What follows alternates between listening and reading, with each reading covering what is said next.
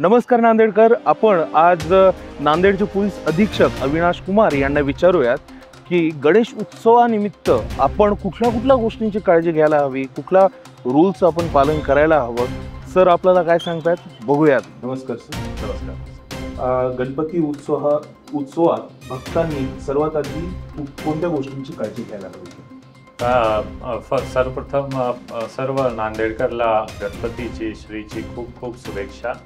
आणि आगामी जे 2 आठवडा राहणार गणपती आणि ईद ए मिलाद पण राहणार, ते खूप महत्त्वाचा सण उत्सव आहे, दिवस आहे. त्यासाठी सर्वांना पूर्ण नांदेडकरला खूप खूप शुभेच्छा.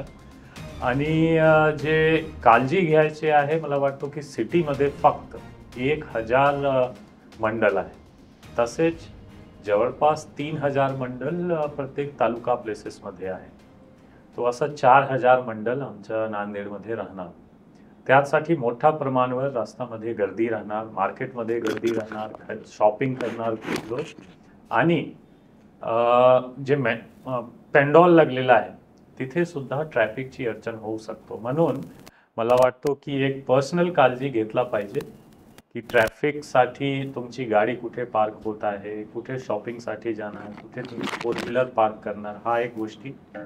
तसेच प्रत्येक मंडलवालेचा एक असतो की तुम्ही कुठे झेंडे टाकणार, पताका टाकणार, काही विवादित मेसेज करू नये, आक्षेपार्ह गाणे बजवू नये.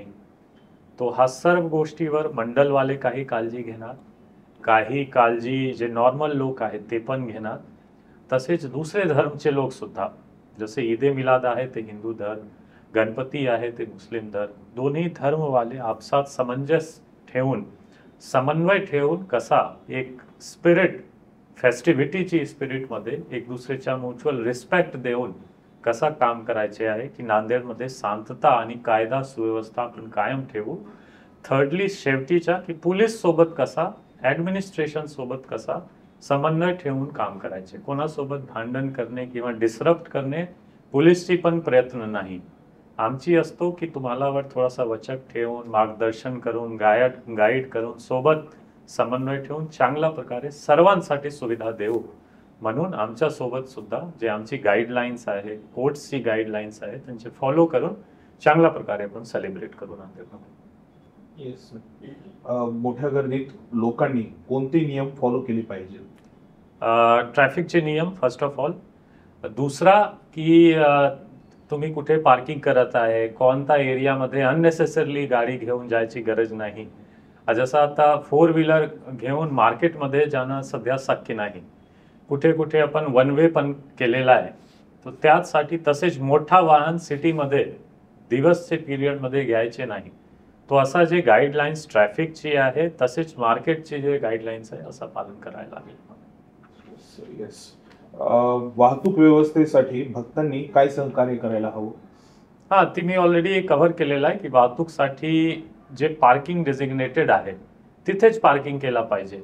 आणि जिथे तुम्ही 4 व्हीलर किंवा 2 व्हीलर पार्क करत आहात तो असा पार्क करू नका की दुसऱ्याला अडथळा निर्माण होणार. अदरवाईज मी खूप ठिकाणी बघतो की दुकानच्या समोर किंवा गणपती ते शॉपिंग करत आहे आणि समोरच असंच बाईक पार्क करून निघून गेलेलं आहे.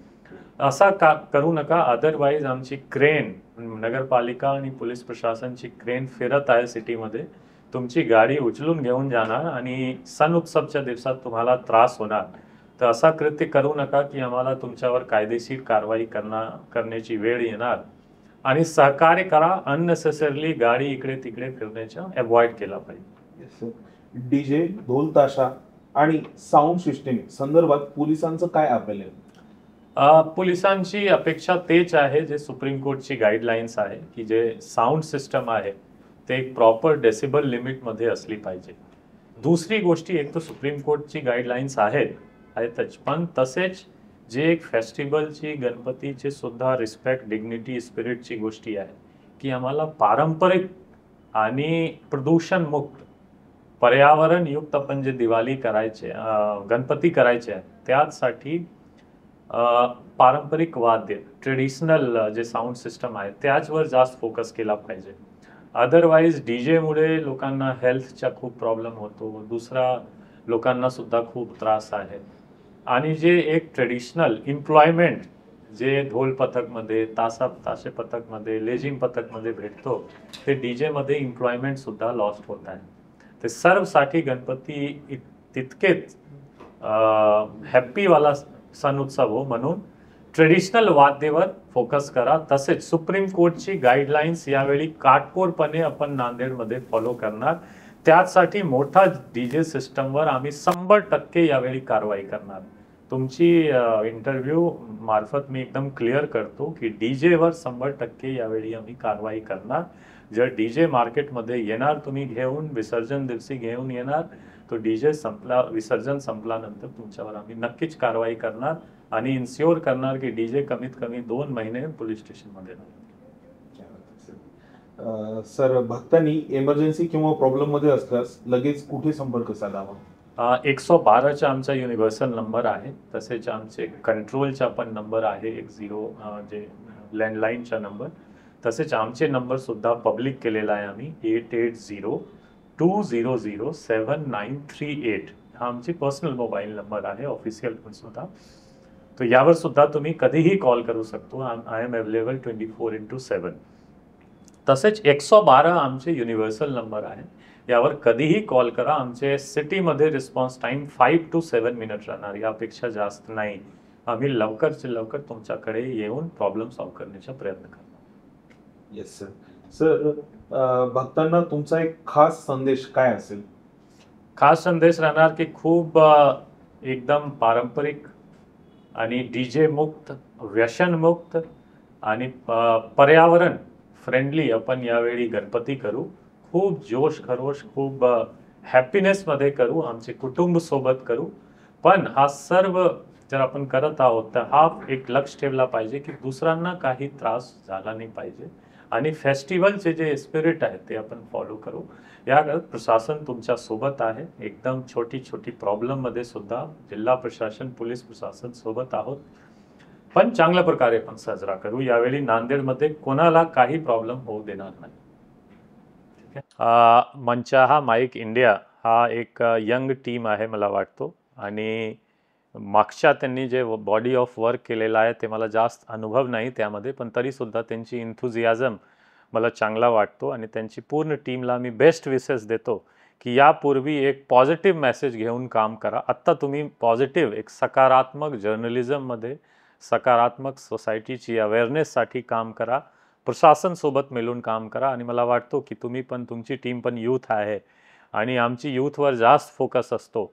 आमचे खूप प्रयोजन पण पुढे राहणार. तो आपण आज असंच सोबत मिळून नांदेडसाठी काय पॉझिटिव्ह डायरेक्शनमध्ये करू शकतो, तर तुमची टीमसोबत प्रशासनसुद्धा राहणार.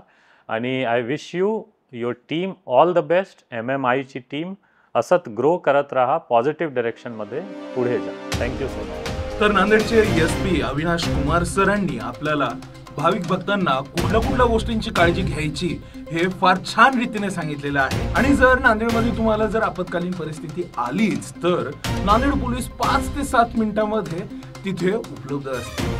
मंचाहा माईक इंडियाच्या टीमला SP सरांनी फार छान अशा शुभेच्छा दिलेल्या आहेत. पुढच्या एपिसोडमध्ये भेटूयात.